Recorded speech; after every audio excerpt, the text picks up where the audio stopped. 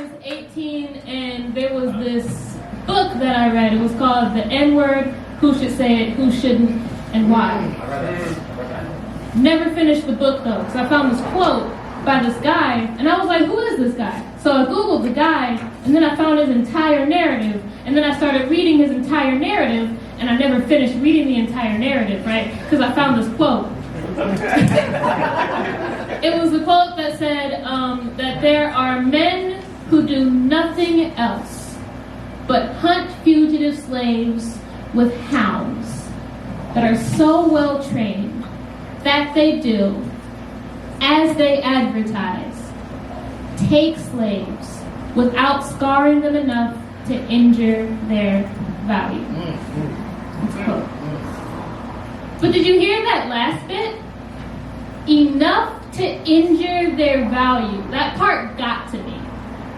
Because they must have had some damn good dog trainers for their time.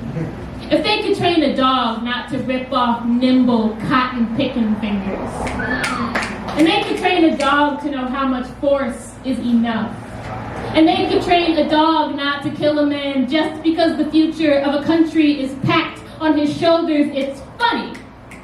They could train a hound not to suck the value from a slave.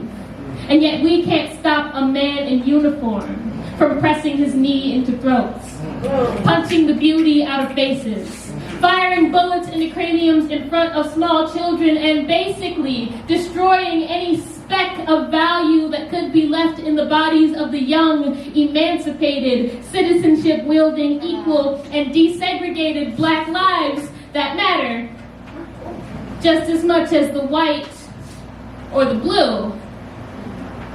I guess we've stopped training our hounds. Or maybe we just need to retrain their snouts. They might be following the wrong scent, don't know what they're looking for. Don't know they ain't still catching runaways.